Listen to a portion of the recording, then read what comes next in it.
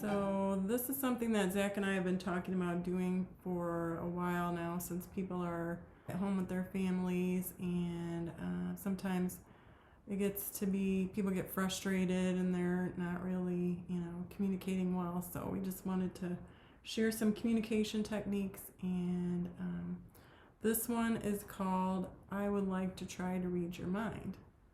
And this one is from Les and Leslie Parrott, and they write a lot of books for married couples and dating couples. This is a really simple technique, and I'm going to have Zach tell a story about when he tried to fix the car. We drove from St. Louis, Missouri over to Evansville, Indiana. It's where my grandparents live. And I had like a 95 Chevy Caprice, big old boat.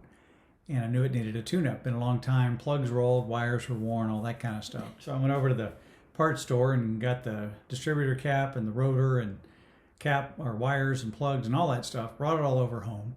Traded everything out. Had it all wired just right. Got the order right. Everything fired up. Worked great. No problem. Drove the, 4 hours I think back home. And we're like a quarter mile from home. And all of a sudden the car starts like losing power and chugging. And I got it floored and It just stalls. Just stalls out. So I pull off just at that moment. There's an off ramp, one exit before our exit. So I pull off the road and coast down to an end and stop, and it won't start. So we get it into the car shop, and he asked me what was going on beforehand. So I told him what happened. I've changed wires and all that, and he said, "Oh, okay." So he went and looked, and within 2 minutes, he had figured out there's this one little part. It's a C-shaped piece of metal that you're supposed to take out of the old rotor and put it in the new rotor, and it's the ground. So literally what I did is I forgot, there wasn't YouTube at the time and no instructions anywhere set it, and I'm not a car mechanic. So I didn't take that one little part out of the old rotor and put it in the new rotor, or distributor cap, sorry. And so that's the ground for that whole part of the system. And so it literally shorted out the brain, the ECM on the car. And so it was a $300 or $400 part in repair, I think, time it was all said and done. So my little effort to try and save a few bucks on a tune-up cost us an extra $300 or $400. Of course, we got a new ECM out of the deal, but anyway.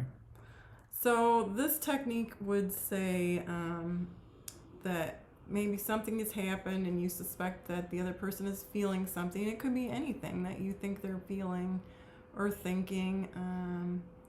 And so you just say, "I would like to try to read your mind. May I?"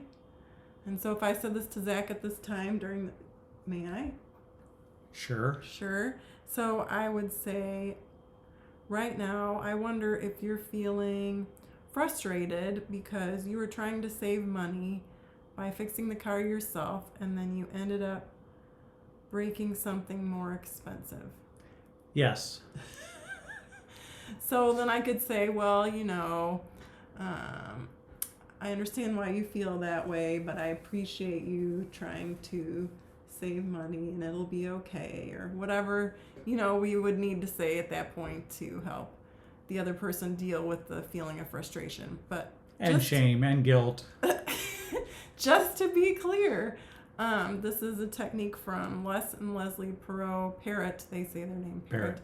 And they also say that most of the time you're going to be wrong.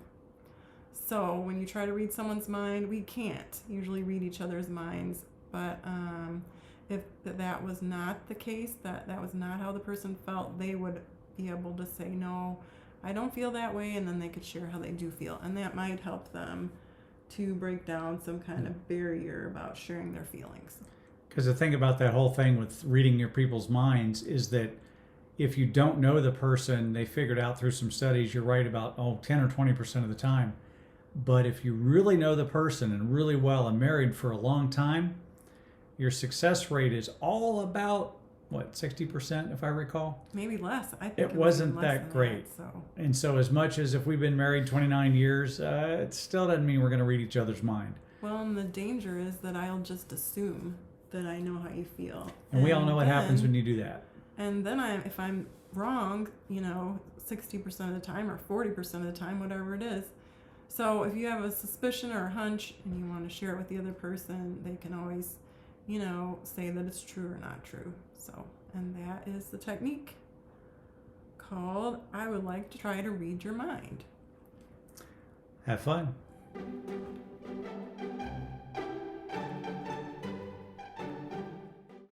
Four hours, I think, back home or so. I don't know how long it was. I think it's about 4 hours. It's quite a while. Anyway, say it again. I'm going to have Zach tell a story about when he tried to fix the car. So you go ahead and tell the story. Oh, okay, yeah. Don't say, how Okay. you felt or whatever. Want me to tell more? So I get it into the dealer. That's fine. Oh, okay. Not that far. Okay, Sorry. go ahead. Keep on Okay. telling your story. So, Cut. Love you.